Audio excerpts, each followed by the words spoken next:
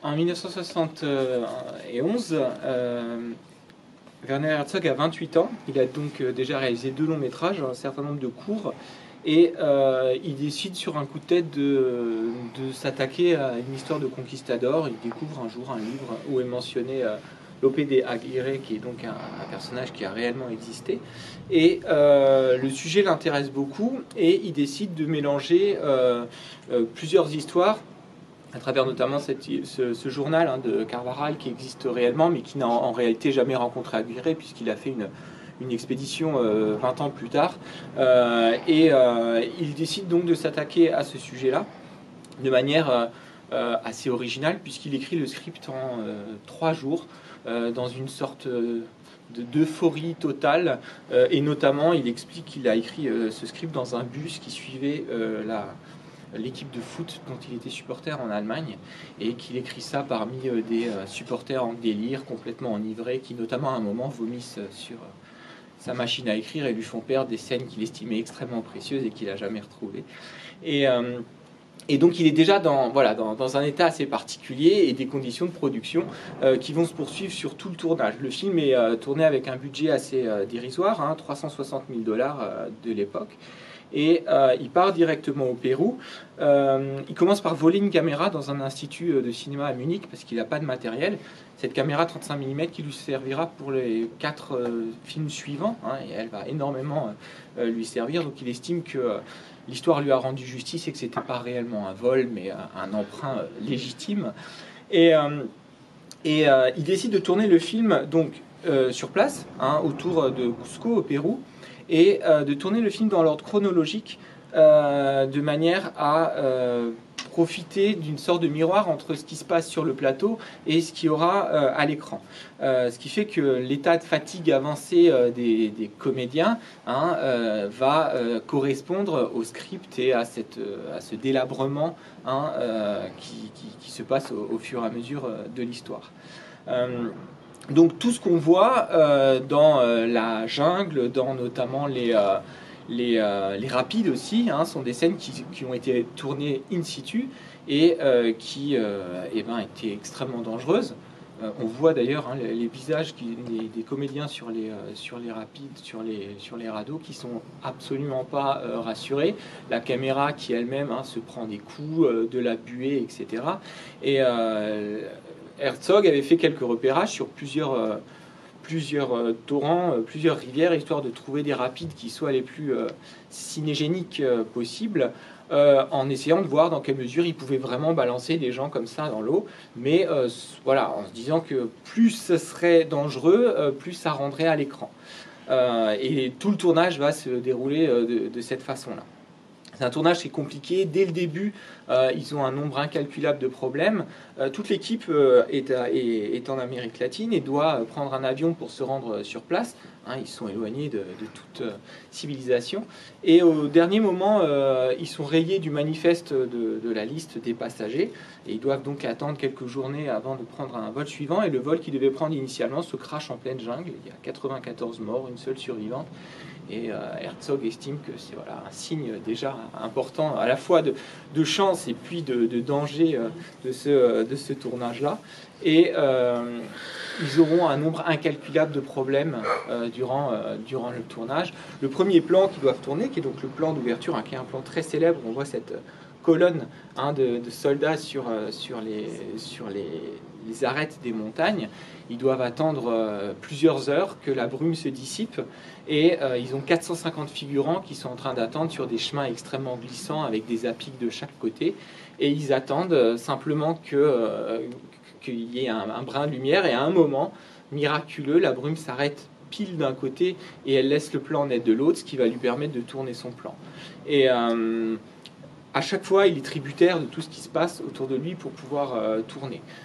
Ils ont de très gros problèmes pour, dans toute la première partie du film, loger tous les figurants, qui sont des Indiens qui viennent des hauts plateaux, qui n'ont jamais quitté leur terrain. Ils ont tout ce qui est ravitaillement qui est acheminé par des camions et qui vendent la moitié entre-temps à des villages pour se faire du bénéfice, qui fait qu'ils ont la moitié des vivres. Ils vivent dans des conditions absolument terribles en matière d'humidité, de moustiques. Ils ont extrêmement faim. Régulièrement, Herzog doit vendre son matériel à lui pour pouvoir assurer un petit peu de repas à ces différentes équipes. Et ils doivent à chaque fois improviser pour pouvoir tourner le plan suivant. Pendant un moment, Herzog tourne alors qu'on lui a expliqué qu'on a perdu la quasi-totalité des négatifs de la première partie du film, parce que les gens à qui il devait être envoyé, les laboratoires, ne l'ont jamais reçu. Et donc il continue de tourner pendant quelques jours en pensant qu'en réalité ça ne sert plus à rien, puisque tout ce qui a été fait est perdu, sachant qu'il a un budget qui lui permet à peu près une prise par plan.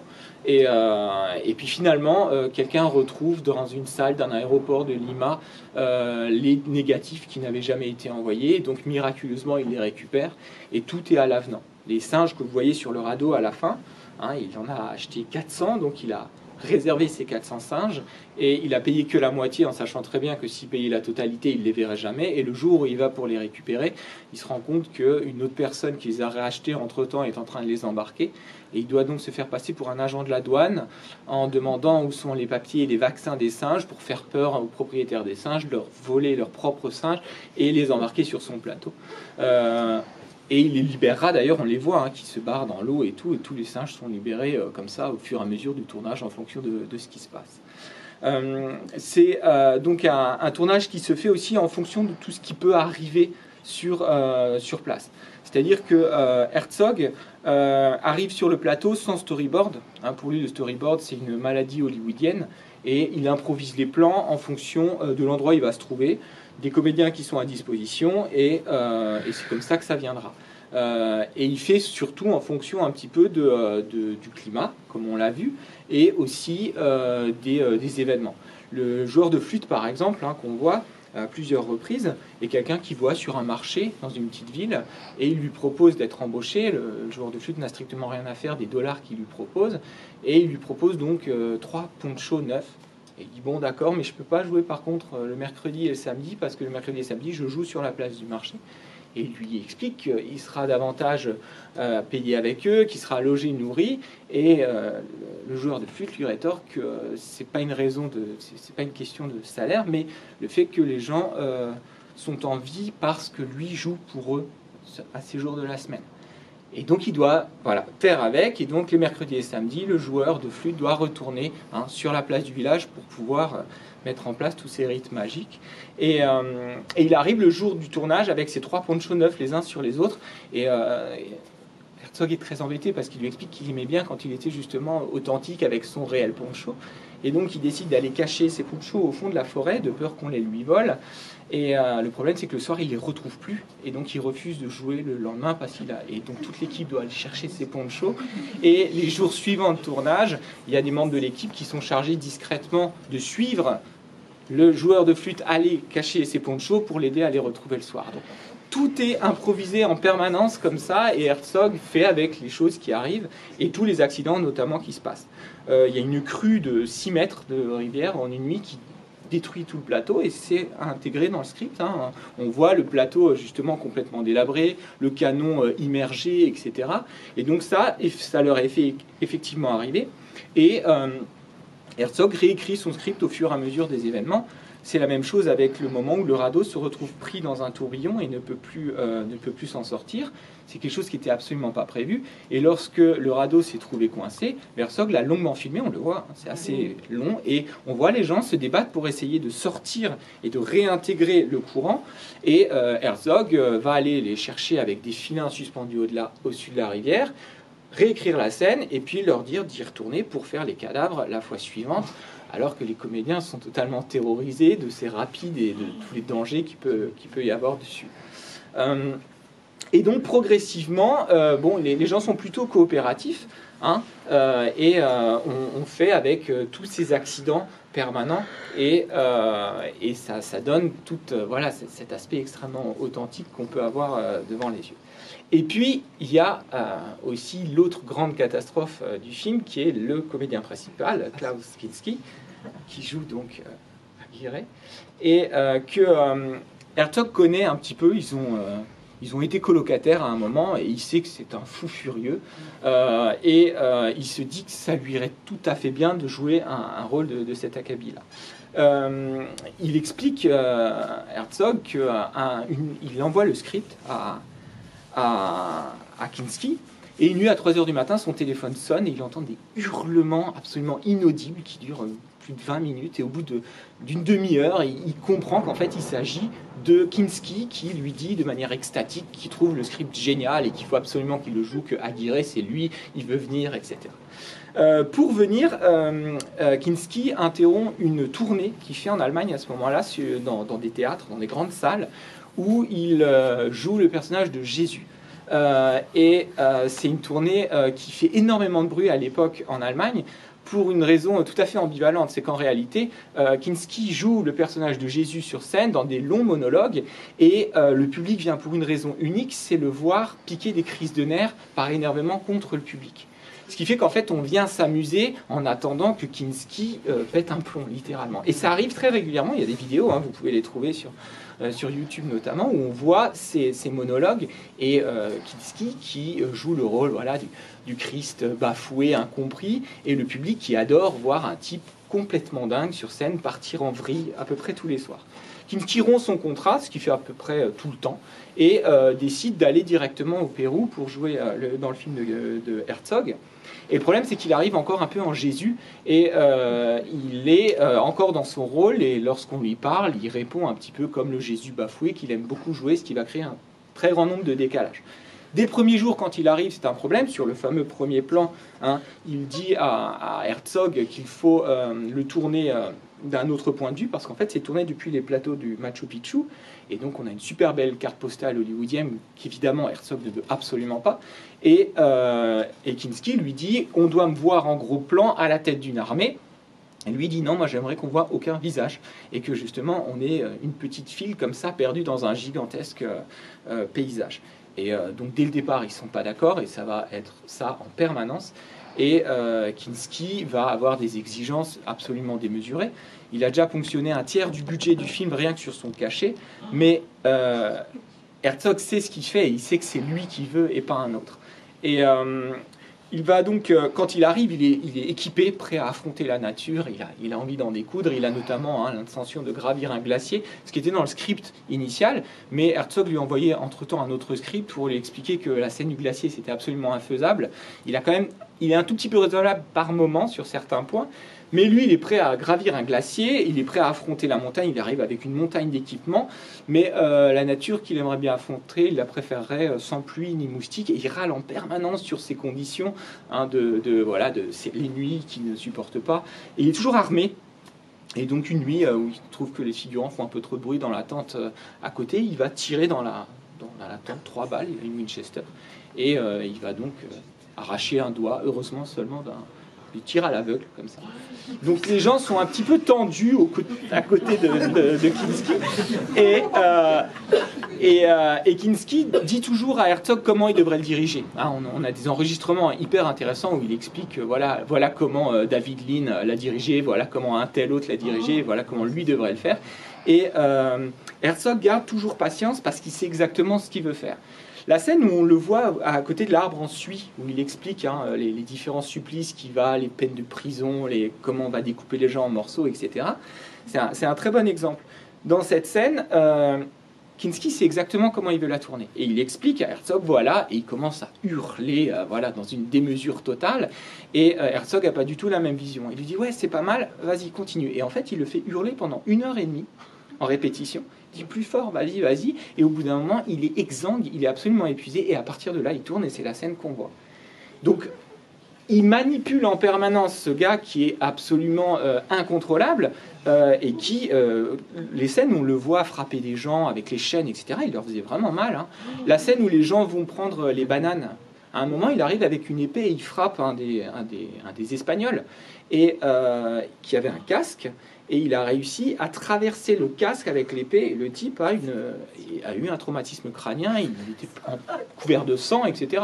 Et Herzog, il a gardé la prise parce qu'elle est pleine de vie, quoi. Donc, c'est ça en permanence. À un moment du tournage, assez tôt, Kinski, qui ne connaît pas son texte, est un peu humilié lors d'une justement prise de vue. Et il fait comme il fait très souvent, il décide d'accuser un technicien d'être incompétent, et donc il exige que ce technicien soit viré sur le champ. Et Herzog lui dit ça se passera pas comme ça, de toute façon j'en ai pas d'autres. Et puis il est très bien, on a tous compris que voilà, c'est une manœuvre de diversion. Et il dit puisque c'est comme ça, je me barre. Et là, Herzog prend vraiment peur parce qu'il sait qu'il se barre tout le temps, en permanence, et qu'il a rompu un nombre de contrats incroyables, y compris Jésus pour venir ici. Et donc Herzog lui dit voilà ce qui va se passer si tu vas au-delà de cette limite du camp. Je vais chercher mon flingue, je te tire 8 balles dans le corps et la dernière, elle est pour moi. Et Kinski comprend qu'il le pense vraiment. Parce que Herzog a déjà prouvé qu'il est quand même assez allumé aussi. Et il hurle « Police, police » en allemand, pour appeler au secours, sachant que la première ville est à 450 km de distance.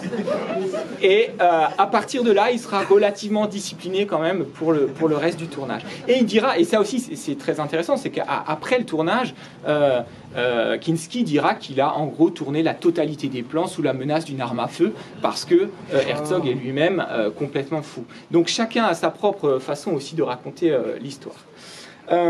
Donc voilà pour le tournage en général. Et arrive donc le tournage dure à peu près 5 semaines, dont plus 2 semaines rien que de déplacement dans ces endroits extrêmement reculés.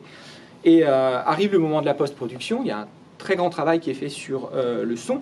La musique, elle est d'un groupe allemand, Popolvuh, dont l'un des membres est un des amis de Herzog. Ils travaillent beaucoup ensemble, et notamment à l'idée de créer des nouveaux sons. Ils créent des instruments de toutes pièces pour une musique qui est extrêmement intéressante, très hypnotique, et qui joue notamment sur des sons qui ont, je ne sais pas si c'est le cas, mais en tout cas quand on l'entend, on a vraiment le sentiment que les sons sont montés à l'envers, et ça donne vraiment quelque chose qui est assez étrange pour la perception et qui participe à l'aspect hallucinatoire du film. Et pour des raisons assez obscures, Herzog est contraint de refaire toute la bande dialoguée du film en allemand, ce qui exige une post-synchronisation. Donc il doit réenregistrer tous les dialogues en allemand, sachant que sur le tournage c'était un bazar pas possible. Il y avait 16 langues différentes qui cohabitaient, mais la majeure partie du tournage avait quand même été faite en anglais. Avec des acteurs qui de temps en temps se parlaient, se comprenaient absolument pas. La scène où vous avez l'Indien qui est alors au cou et qui parle à un autre Indien, chacun parle sa langue, personne ne comprend rien à ce qui se dit, mais ça tient la route à peu près. Et donc ils se sont quand même quittés relativement fâchés, Herzog et Kinski, et Herzog appelle Kinski en lui disant il faudrait refaire la voix, mais cette fois en allemand. Et Kinski lui dit d'accord, par contre ça vous coûtera $1 million. Voilà. 3 fois le budget du film. Et parce qu'il a décidé qu'il détestait ce film, que ce film était le plus mauvais qu'il ait jamais fait. Il est toujours très excessif comme ça. Et donc Herzog décide de se passer de lui et de le faire doubler par quelqu'un d'autre, sans réellement lui demander son avis. Et des années après, ça c'est Herzog qui en parle, notamment lors d'une projection, c'est en 2012 qu'il raconte ça, après une projection aux États-Unis du film. Kinski revoit le film des années après et dit à Herzog à quel point il a vraiment été extraordinaire dans ce film, en oubliant même qu'il ne sait même pas sa propre voix.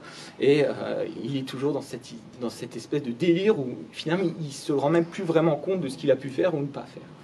Et le film a une carrière assez chaotique. La première diffusion en 72 se fait en noir et blanc sur la télévision allemande.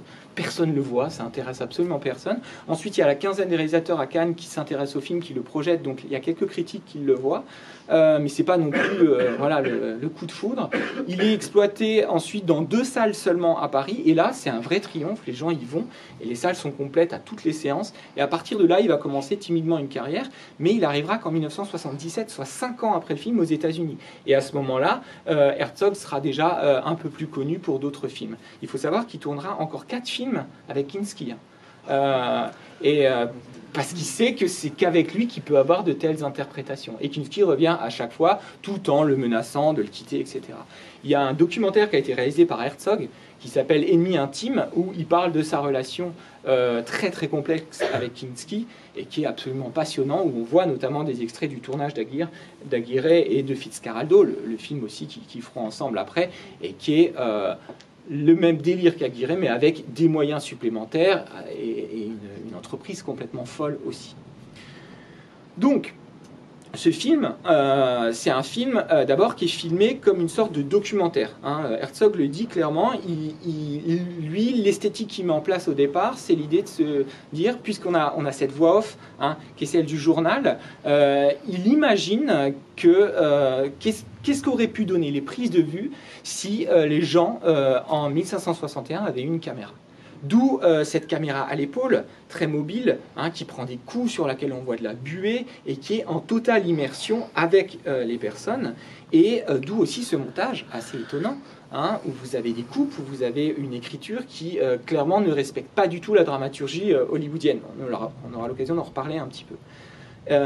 Donc c'est un film qui est une sorte de cinéma à vérité, si vous voulez, sauf qu'on est dans un cinéma historique, donc c'est quelque chose qui est en décalage par rapport justement à ce qu'on peut attendre d'un film de reconstitution.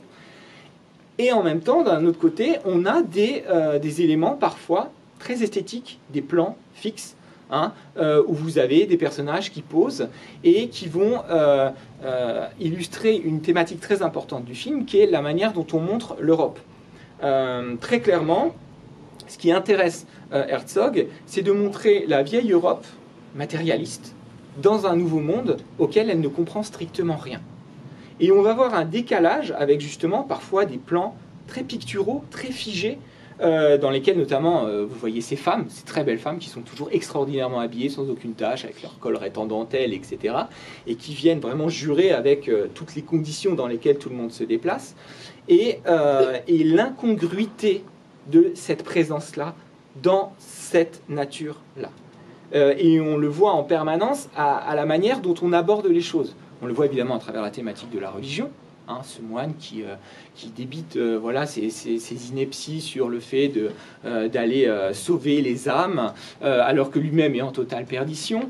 Et on le voit aussi sur ce protocole administratif, la manière dont on écrit des décrets, dont on met en place des lois, et les scènes qui sont extrêmement étonnantes.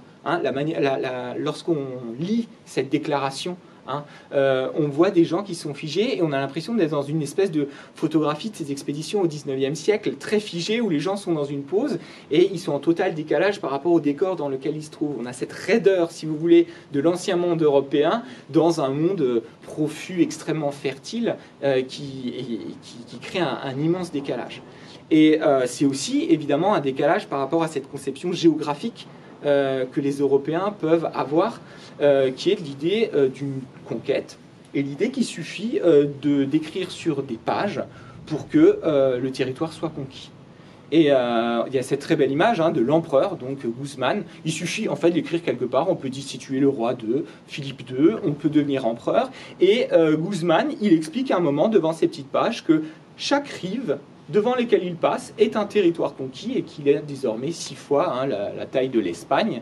Et il y a cette très belle confusion sur cette fameuse phrase, vous savez, la carte n'est pas le territoire. Et ça, on joue énormément là-dessus.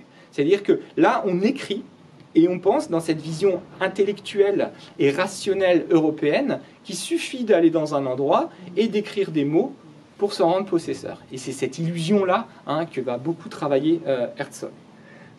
Avec cette, évidemment, réflexion sur le pouvoir, cette gigantesque vanité, à travers le personnage, évidemment joué par Kinski, et qui, évidemment, au départ, part sur cette logique de l'Eldorado. On est dans une folie vénale de possession. Ça, c'est cet aspect matérialiste. Mais il y a aussi la question, évidemment, du pouvoir.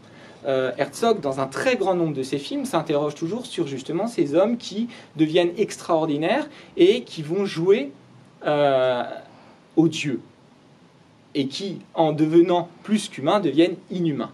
Et c'est cette frontière-là qui intéresse Herzog, et on va la retrouver à la fois dans ses fictions, mais aussi dans les très nombreux documentaires qu'il a pu réaliser.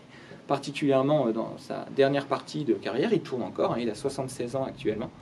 Et on a vraiment cette folie baroque qui fait que l'homme qui justement perd pied et qui se croit justement omnipotent va devenir fou.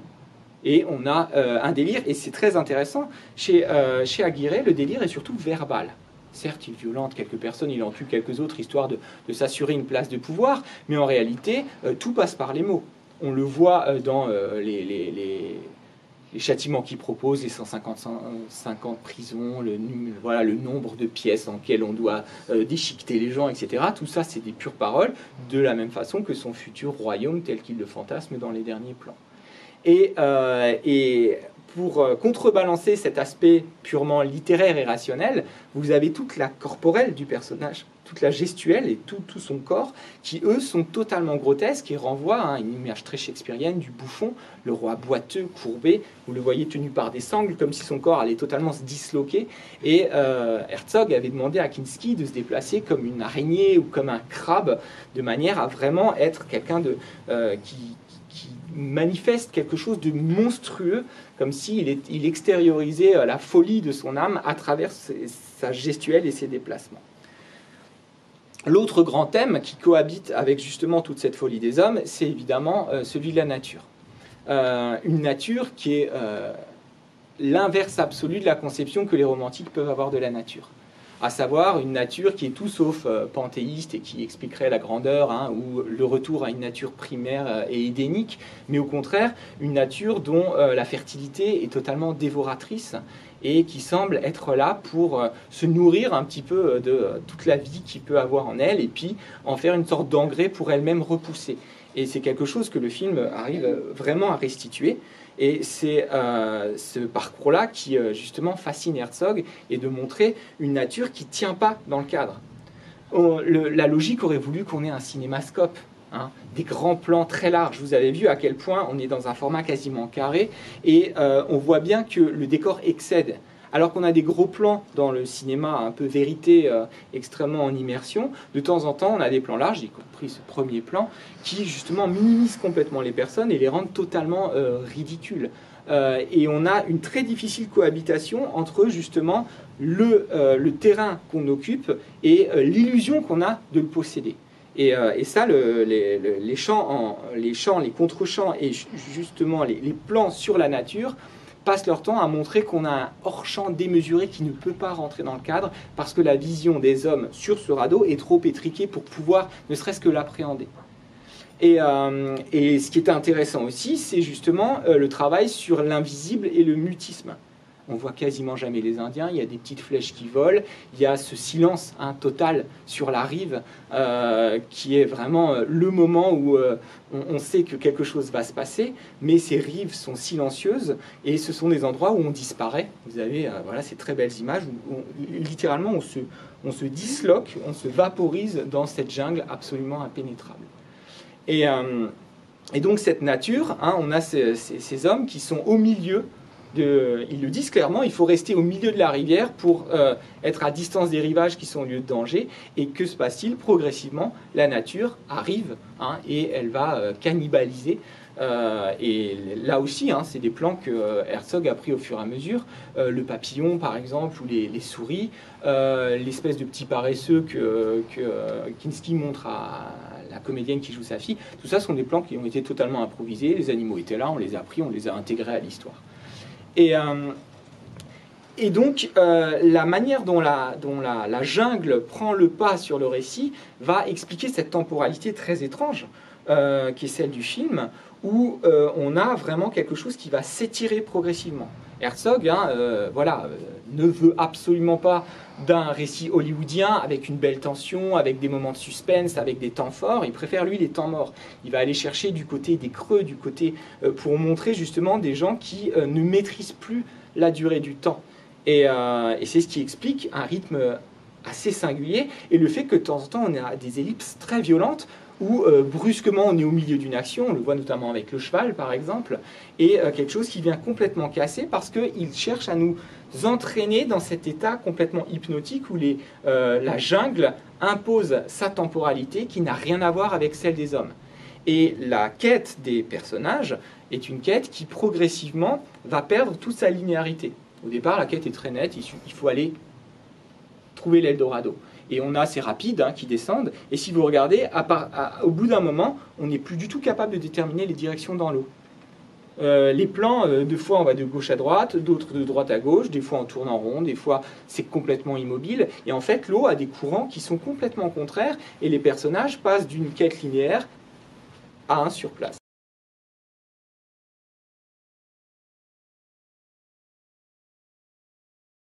Ce qui fait que la linéarité du récit va complètement s'embourber.